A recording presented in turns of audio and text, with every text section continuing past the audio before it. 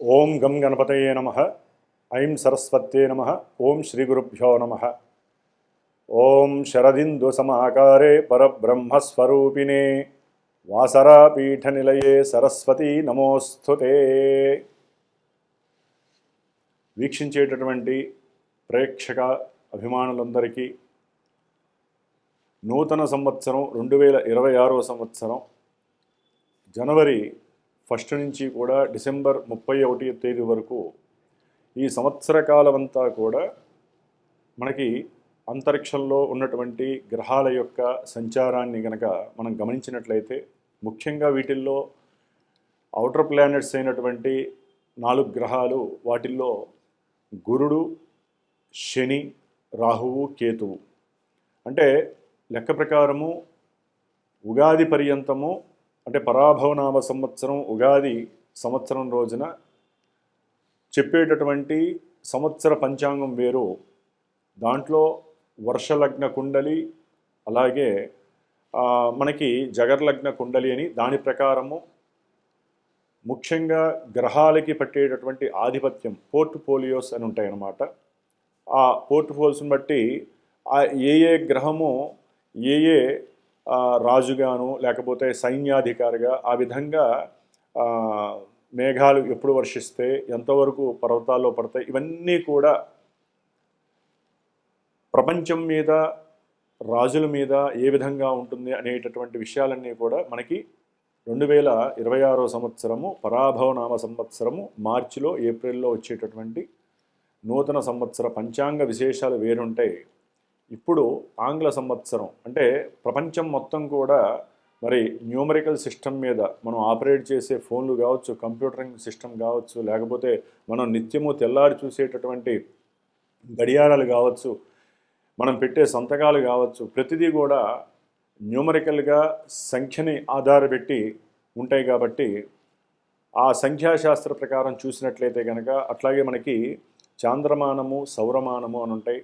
దాంట్లో ముఖ్యంగా సౌరమాన రీత్యా ఈ యొక్క డేట్స్ని ఎక్కువగా మనం ప్రిపేర్ చేసుకుంటూ ఉంటాము. ఎందుకంటే సూర్యుడు కరెక్ట్గా 1 డిగ్రీ ప్రతిరోజు కూడా ఆయన సంచరిస్తూ ఉంటాడు. కాబట్టి అంటే ఒక్కొక్క రాశిలో 30 రోజులు కూడా 1 డిగ్రీ ప్రమాణంతో ఆయన మారుతూ ఉంటాడు. కాబట్టి మనకి 1/1/2026వ సంవత్సరము మొత్తం మీద కూడా 3 సంఖ్య ఆపరేట్ అవుతుంది. కాబట్టి 3 సంఖ్యకి అధిపతి గురుడు. అట్లాగే 2026లో మొత్తం కూడా సంఖ్య 1ని ఆపరేట్ చేస్తుంది. దానికి రవి ఆపరేటింగ్ చేస్తూ ఉంటాడు. కాబట్టి రవికి గురుడికి వీరిద్దరికీ ఉన్నటువంటి మిత్రత్వంతో రాజుల మధ్య సరైనటువంటి జ్ఞానము, విజ్ఞానముతో కూడినటువంటి లోక శ్రేయస్సు, ప్రపంచ శ్రేయస్సు కోరి ఒకరికొకరు అనుసంధానంతో వారికి ఉన్నటువంటి మానసిక ఆర్థిక బలాలను ఉపయోగించి చక్కగా ఒకరికొకరు సమన్వయపరుచుకొని లోక శ్రేయస్సు గురించి ఒకటయ్యేటటువంటి ప్రమాణాలు ఎక్కువగా ఉన్నాయి. అట్లాగే లోక అభీష్టము, లోక శ్రేయస్సుని ఆలోచించుకొని ఉద్దేశించుకొని ప్రతి దేశము ఓకే యుద్ధాలు వస్తాయి, అంటే గ్రహాలను బట్టి యుద్ధాలు జరుగుతాయి, ఎన్నో ప్రమాదాలు వస్తాయి, మృత్యుఘంటికలు, ఎన్నో రకాలైనటువంటి సమస్యలు వచ్చే అవకాశాలు ఉన్నాయి, అగ్నిపర్వతాలు పేరుతాయి. అట్లాగే మనకు ఉన్నటువంటి మంచు కొండల్లో ఉన్నటువంటి లావా బయటకు వచ్చే పరిస్థితి ఉంది. మంచు కొండలు కరిగిపోయి ఎన్నో ఉప్పెనులు వచ్చే ప్రమాదాలు ఉన్నాయి. వాయుపరమైనటువంటి ప్రమాదాలు అంటే ఆకాశయానంలో అది రాకెట్లు కావచ్చు, లేకపోతే ఏరోప్లేన్స్ కావచ్చు, చిన్న చిన్న ఎయిర్ క్రాఫ్ట్స్ ఏవైనా సరే ఎన్నో ఇబ్బందులు పడేటువంటి అవకాశాలు ఉన్నాయి. అట్లాగే ముఖ్యంగా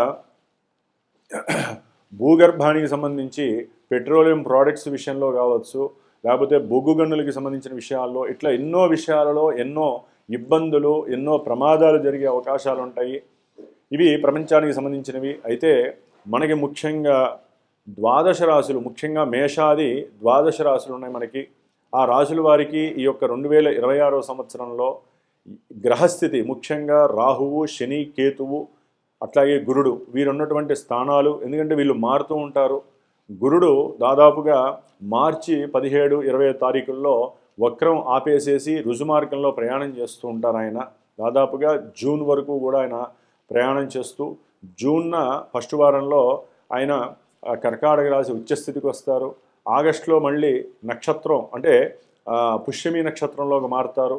అట్లాగే చివరిలో మళ్ళీ నవంబర్ డిసెంబర్లో ఆయన ఆశ్లేష నక్షత్రంలోకి మారుతారు. ఇట్లా నక్షత్రం మారినప్పుడల్లా కొంతమంది రాశుల వారికి ప్రభావాలు మారుతూ ఉంటాయి. గురుడు ఉచ్ఛలో ఉన్నప్పటికీ కూడా ఆ నక్షత్రానుసారం ప్రభావాలు మారుతూ ఉంటాయి. అట్లాగే శని కూడా దాదాపుగా ఈ జనవరి 20వ తేదీ నుంచి సొంత నక్షత్రంలో గడువు పెడుతున్నారు. మరి శని యొక్క నక్షత్రాలైనటువంటి శని యొక్క రాశుల్లో కుంభరాశిలో రాహు అనేటటువంటి పాపగ్రహం ఉంది. కాబట్టి ఇక్కడ బలము అనేటటువంటిది ఎక్కువగా ఉంది శనీశ్వరుడికి. కాబట్టి రాహుకేతువులు కూడా ఆయన కూడా రాహు అనేటటువంటి సొంత నక్షత్రంలో దాదాపుగా సెప్టెంబరు అక్టోబర్ వరకు ఉంటారు. మరి ఆ తర్వాత ధనిష్టలోకి వచ్చినప్పుడు కొన్ని ఇబ్బందులు. మరి ప్రజెంటు జనవరి ప్రకారం చూస్తే కనుక జనవరి నుంచి మే 1 మే 15 వరకు కూడా గ్రహస్థితులన్నీ కూడా ఇటు ధనస్సు, మకరము, కుంభము, మీనము ఈ యొక్క రాశుల్లోనే గ్రహాలన్నీ సంచరిస్తున్నాయి. అంటే దాదాపుగా పుణ్యఫలాలు ఇచ్చే ధనస్సు రాశిలో చతుర్గ్రహ కూటమి ఏర్పడుతోంది. అట్లాగే మకర రాశి కర్మస్థానాధిపతి అయినటువంటి శని ఇంట్లో దాదాపుగా 4 గ్రహాలు, మళ్ళీ కుంభరాశిలో రాహువు ఉన్నటువంటి ఇంట్లో కుంభరాశిలో మరి 5 గ్రహాలు పంచగ్రహ కూటమి ఏర్పడుతోంది. దాదాపుగా జనవరి, ఫిబ్రవరి, మార్చి, ఏప్రిల్, మేలో దాదాపుగా మే ఎండింగ్ జూన్ వరకు కూడా శని కుజులు కలుస్తున్నారు. శని కుజుల్ని చూస్తుంటేనే ఇప్పుడు ఇంత ఘోరాలు జరుగుతుంటే శని కుజులు కలిసి మనకి మీనరాశిలో ఉన్నప్పుడు కొన్ని రాశుల వారికి ఎన్నో ఇబ్బందులు ఎదురే అవకాశాలు ఉంటాయి. అట్లాగే ప్రపంచానికి కూడా ఎన్నో రకాలైనటువంటి గండాలు ఏర్పడే అవకాశాలు ఉన్నాయి. ముఖ్యంగా జల సంబంధితమైనటువంటి, అగ్ని సంబంధితమైనటువంటి, వాయు సంబంధితమైనటువంటి పంచభూతాలు కన్నెర్ర చేసేటటువంటి పరిస్థితులు మరి మనకి ఏప్రిల్, మే, జూన్ నెలల్లో కనిపించే అవకాశాలు ఉన్నాయి. ఏదేమైనప్పటికీ జూన్ వరకు అందరం కూడా ప్రపంచ శ్రేయస్సు కోసము, మన యొక్క భూవాతావరణాన్ని కాపాడుకోవడం కోసము, అట్లాగే పొలాలు, జంతువులు, మనుషుల యొక్క ఆరోగ్యము కాపాడుకోవడం కోసము ఎవరికి వారే యజ్ఞ యాగాదులు కానివ్వండి, లేకపోతే మానసికమైనటువంటి జపతపాదులు కానివ్వండి చేసుకోవడం చాలా ఉత్తమము. అట్లాగే మరి ఇప్పుడు మనకి మేషరాశి పర్యంతము ఏ గ్రహాల వలన ఏ ఉత్పాతాలు కలుగుతాయి, ఇబ్బందులు కలుగుతాయి, మరి విద్య, ఉద్యోగము, ఆరోగ్యము, శ్రేయస్సు, అట్లాగే వివాహము, సత్సంతానము, అట్లాగే మనకు ఉన్నటువంటి సమస్యలు, మనకు ఉన్నటువంటి అప్పుల సమస్యలు తొలగిపోతాయి. ఇవన్నీ కూడా తెలుసుకునేటటువంటి ప్రయత్నములో మరి మేషరాశి నుంచి మన యొక్క ఈ కార్యక్రమాన్ని 2026వ సంవత్సరం జనవరి నుంచి డిసెంబర్ వరకు ఏ విధంగా ఉండేటటువంటి అవకాశాలు ఉన్నాయో మనం తెలుసుకుందాం. ఓం శ్రీమాత్రే నమో నమః. సింహరాశి వారికి ఈ 2026వ సంవత్సరంలో మరి గ్రహస్థితులను గమనించుకున్నట్లయితే జూన్ వరకు కూడా గురుబలం వీరిని సంతాన ప్రాప్తిని కలుగజేస్తుంది ఈ కర్కాటక రాశి వారికి. అట్లాగే ఏదైనా సరే వీరికి ఆర్థికపరమైనటువంటి విషయాలలో ఆకస్మికంగా ధనలాభాదులు కలుగజేసే అవకాశం కూడా కలుగుతుంది. అట్లాగే సంతానపరమైనటువంటి అభీష్టాలు నెరవేరుతాయి. సంతానపరంగా కొంత మంచి సంప్రదింపులు కలుగుతాయి.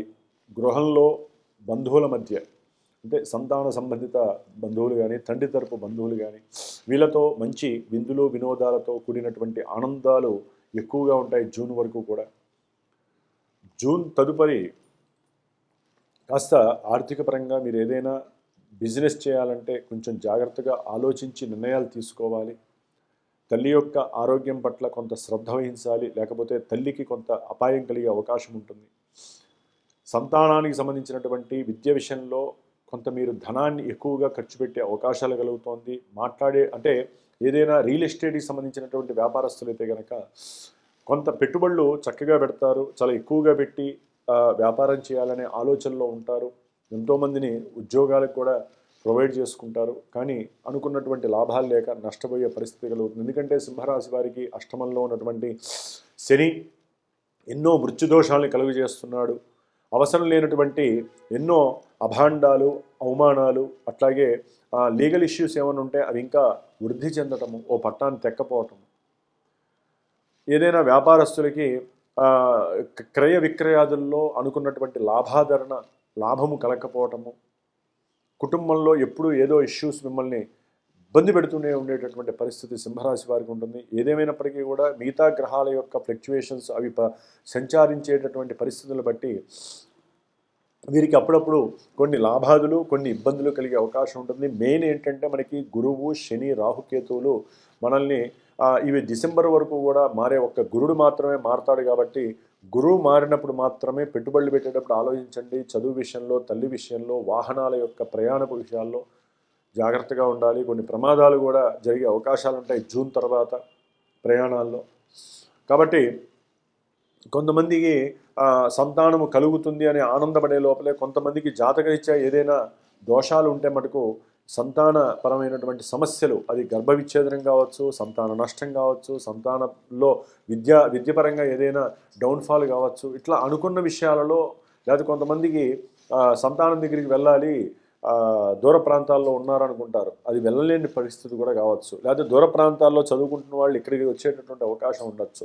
ఇట్లా మల్టిపుల్గా జూన్ తర్వాత కొన్ని నెగిటివ్ పరిస్థితులు కూడా కలిగే అవకాశం. అట్లాగే వీరు కొన్ని దోషాల రీత్యా సంతానం కలిగినటువంటి వాళ్ళు జూన్ తర్వాత కాస్త బావులు తవ్వించటం, చెరువులు తవ్వించటము, దేవాలయాలకు కాస్త విరాళాలు ఇవ్వటము, ఇలాంటివి చేసే ప్రక్రియ కూడా చేసే అవకాశాలు ఉంటాయి. ఏదేమైనప్పటికీ వీరు మృత్యుదోషం పోవటానికి కంపల్సరీ శనిగ్రహానికి సంబంధించి తప్పకుండా జపము, తర్పణము, దానము, మృత్యుంజయ హోమము, లేకపోతే శనిగ్రహ మృత్యుంజయ పాశుపత రుద్రహోమము తప్పకుండా చేయించాలి. మరి రాహుకేతువులు ఉండి భార్యాభర్తల మధ్య వియోగాన్ని కూడా కలిపి చేస్తున్నారు. కాబట్టి భార్యాభర్తలు అనుకూలంగా ఉండటానికి అన్యోన్య దాంపత్య పాశుపతము, సంతానం గురించి లేదా ఎవరికైనా వివాహం కానటువంటి వారికి వివాహ యోగ్యత కోసము తప్పకుండా వివాహ పాశుపత హోమం కానీ, లేకపోతే రాహుకేతువులకు సంబంధించిన సర్పసూక్త జపాన్ని, హోమాన్ని కానీ, ఇట్లా ఏదో రకమైనటువంటి హోమాలని, జపాలని చేయించుకోవడం చాలా ఉత్తమం. లేదు ఇవన్నీ కాదండి అనుకుంటే అప్పుడు మీరు ఏదైనా సుబ్రహ్మణ్య స్వామికి ఆరాధన చేసుకోండి. మీ వంతుగా మీరు నిత్యము సుబ్రహ్మణ్య అష్టోత్తరాన్ని ఇంట్లో చదువుకోండి. గణపతికి రోజు కొబ్బరి నూనెతో దీపారాధన చేయండి. చాలా చక్కటి ఫలితాలను మీరు సింహరాశి వారు, అంటే మీ ముందుకు వచ్చేటటువంటి మృత్యువుని మీరు ఆపుకునే ప్రయత్నం మీరైనా చేయాలి.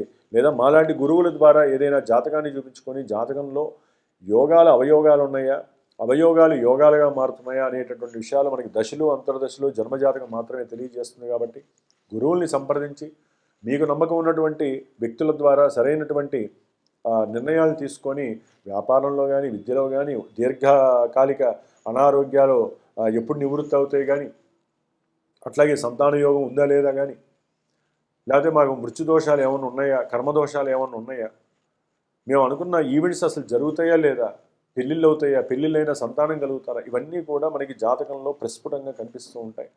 గోచారంలో ఏంటంటే కొన్ని ఇబ్బందులు కనిపిస్తాయి. ఆ ఇబ్బందులు ఒక్కోసారి జాతకంలో మనకి టచ్ కావు. కొంతమందికి మాకేమీ జరగట్లేదండి, మాకు బాగానే ఉందంటారు. జాతకం బాగుంటే గోచారం కూడా అనుకూలిస్తుంది. ఒక్కోసారి జాతకంలో బాగాలేకపోతే గోచారంలో వికటిస్తుంది. కాబట్టి ఈ రెండింటిని మ్యూచువల్గా గమనిస్తూ చేసుకునేటటువంటి ప్రయత్నం చేయండి. ఏదేమైనప్పటికీ సింహరాశి వారికి కొంచెం ఇబ్బందికరమైనటువంటి పరిస్థితి జూన్ వరకు ఉందని చెప్పాలి. అంటే ఈ శని రాహుకేతువులకి కంపల్సరీ గ్రహశాంతులు చేసుకోండి. గురుబలం వలన మీరు అనుకున్నటువంటి కొన్ని బరువు బాధ్యతల నుంచి వైదొలుగుతారు. చక్కటి ఆదాయము, చక్కటి లాభము, సంతాన లాభము, స్పెక్యులేషన్లో మీకు చక్కటి ధనలాభాలు కనిపిస్తున్నాయి. ఆకస్మికంగా కొన్ని లాభాలు కనుమరుగవుతాయి, కొన్ని లాభాలు మీకు అనుకూలతను కూడా పొందుతాయి. ఓం గురు దత్తాత్రేయాయ నమః.